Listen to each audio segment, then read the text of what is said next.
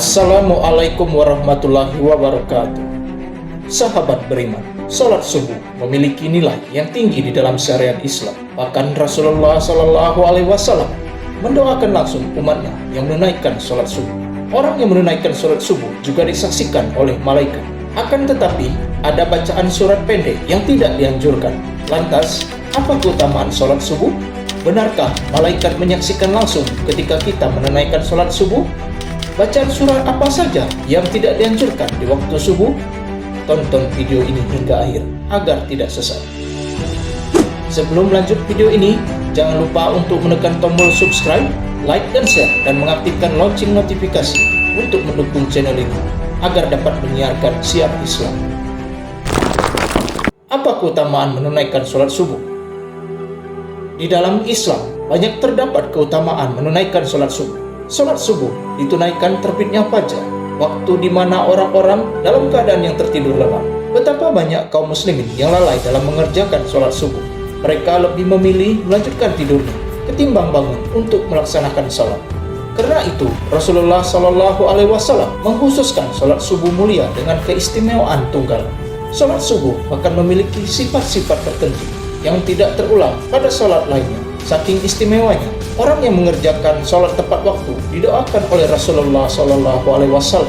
Hal ini sebagaimana disebutkan dalam sebuah hadis. Rasulullah SAW bersabda, "Ya Allah, berkahilah umatku selama mereka senang bangun subuh." Hadis riwayat Tirmizi, Abu Daud, Ahmad, dan Ibnu Majah. Apabila Rasulullah SAW yang berdoa, maka tidak ada perantara di antara Rasulullah dengan Allah Subhanahu wa Ta'ala. Secara jasadiah, Rasulullah SAW yang paling dekat dengan Allah Subhanahu wa Ta'ala. Dalam hadis dijelaskan bahwa orang yang melaksanakan sholat subuh berada dalam jaminan Allah Subhanahu wa Ta'ala.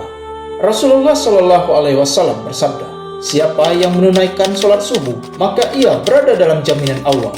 Maka jangan kamu mencari jaminan Allah dengan sesuatu selain dari sholat, yang pada saat kamu mendapatkannya, justru kamu tergelincir ke dalam api neraka." Hadis riwayat Muslim. Apabila Allah Subhanahu wa Ta'ala yang memberikan jaminan, mungkin akal manusia sulit untuk menjangkau dan menebaknya. Di antara janji Allah bagi hambanya yang taat melakukan ibadah sholat subuh adalah kelak di surga akan melihat Allah Subhanahu wa Ta'ala secara langsung. Hal ini sebagaimana sabda Rasulullah SAW, "Kami sedang duduk bersama Rasulullah SAW ketika melihat bulan purnama. Beliau lalu berkata, 'Sungguh, kalian akan melihat Rabbi kalian, sebagaimana kalian melihat bulan yang tidak terhalang dalam melihatnya. Apabila kalian mampu, janganlah kalian menyerah dalam melakukan sholat sebelum terbit matahari dan sholat sebelum terbenam matahari, maka lakukanlah.'" Hadis riwayat Al-Bukhari dan Muslim. Di dalam Al-Quran juga telah dijelaskan bahwa subuh merupakan waktu yang paling baik untuk mendapatkan rahmat dan ridho Allah Subhanahu wa Ta'ala. Allah berfirman, "Dan bersabarlah kamu bersama-sama dengan orang yang menyeru Tuhannya di pagi dan di senja hari dengan berharap keindahannya. Dan janganlah kedua matamu berpaling dari mereka karena mengharapkan perhiasan kehidupan dunia. Dan janganlah kamu mengikuti orang yang hatinya telah kami lalaikan dari mengingat kami, serta menuruti hawa nafsunya, dan adalah keadaannya itu melewati batas." Quran Surat Al-Kahfi ayat 28. Apabila seseorang mengerjakan sholat subuh, niscaya ia akan dapat banyak keutamaan. Selain keutamaan yang telah disebutkan, ternyata orang yang menunaikan sholat subuh disaksikan langsung oleh malaikat. Lalu, benarkah malaikat menyaksikan kita ketika sholat subuh? Sholat subuh merupakan satu di antara sholat wajib 5 waktu yang mempunyai sifat khusus dari satu lainnya. Allah Subhanahu wa Ta'ala telah menyiapkan pahala yang luar biasa bagi mereka yang membiasakan sholat subuh tepat pada waktunya. Pahalanya bahkan sebanding dengan sholat semalam suntuk. Jadi pahala ini sebagaimana sabda Rasulullah SAW, "Barang siapa yang sholat subuh berjamaah, maka seakan-akan dia telah melaksanakan sholat semalam suntuk." Hadis riwayat Bukhari. Memang sebagian orang lalai mengerjakan sholat subuh karena malas bangun pagi. Padahal secara ilmiah, bangun pagi dan menunaikan ibadah sholat lebih baik daripada tertidur pulas dan bermalas-malasan. Di dalam ilmu sains menjelaskan, pembuluh darah manusia akan mengembang pada malam terakhir sampai menjelang siang. Kemudian secara berangsur-angsur, sekumpulan sel darah merah akan menggumpal pada dinding pembuluh, sehingga terjadi penyempitan. Hal inilah yang mengakibatkan tekanan darah menjadi tinggi. Dari segi medis pun, mendukung aktivitas pagi untuk kesehatan tubuh. Sholat subuh yang memicu orang bangun pagi juga akan menjadi penerang pada hari kiamat, hari di mana orang-orang ketakutan. Rasulullah Shallallahu Alaihi Wasallam bersabda, "Berilah kabar gembira bagi orang-orang yang berjalan di kegelapan menuju masjid untuk mengerjakan sholat subuh dengan cahaya yang terang benderang pertolongannya pada hari kiamat." Hadis riwayat Abu Daud, Tirmizi, dan Ibnu Majah. Sholat subuh dilaksanakan pada pergantian malam dan siang. Dimulai menjadi hal yang disukai malaikat, karena pada saat ini pula malaikat malam dan siang berganti tugas. Maka dari itu, beruntunglah mereka yang melaksanakan sholat subuh pada awal waktu, sebab disaksikan oleh malaikat, baik itu malaikat yang bertugas pada malam hari maupun siang. Allah Subhanahu wa Ta'ala berfirman, "Dan dirikanlah sholat subuh. Sesungguhnya sholat subuh itu disaksikan oleh para malaikat." Quran Surat Al-Isra ayat 78. Begitu istimewanya menunaikan ibadah sholat subuh.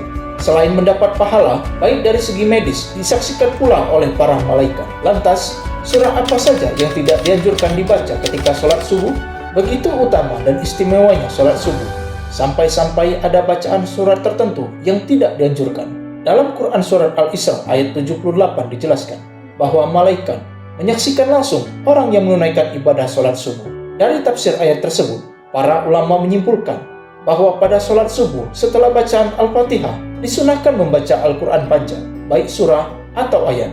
Itulah yang dimaksud min Sunan Al-Mursalin Tul Al-Qiraah, di mana tradisi nabi-nabi terdahulu yang kemudian dilanjutkan oleh Rasulullah Shallallahu Alaihi Wasallam. Para sahabat dan tabi'in membaca ayat-ayat atau surat panjang ketika menjadi imam sholat subuh. Maka dari itu, seorang imam sholat subuh setelah membaca Al-Fatihah, janganlah membaca surat pendek, apalagi super pendek seperti surat Al-Ikhlas, Al-Falaq, dan An-Nas. Ini bukan masalah sah dan tidak sah, melainkan masalah untung dan rugi. Perkara sah sudah pasti sah, tapi rugi karena mumpung disaksikan banyak malaikat. Maka tentu sangat disayangkan sekali jika hanya ayat pendek yang dibaca, karena apabila semakin banyak huruf-huruf Al-Quran yang dibaca dalam melaksanakan sholat subuh yang disaksikan oleh malaikat, akan menambah catatan amal kebaikan kita yang disampaikan oleh Allah Subhanahu wa Ta'ala melalui malaikat. Rasulullah Shallallahu Alaihi Wasallam seringkali menunjukkan contoh-contoh bacaan sholat subuh yang menandakan syarat akan makna tertentu.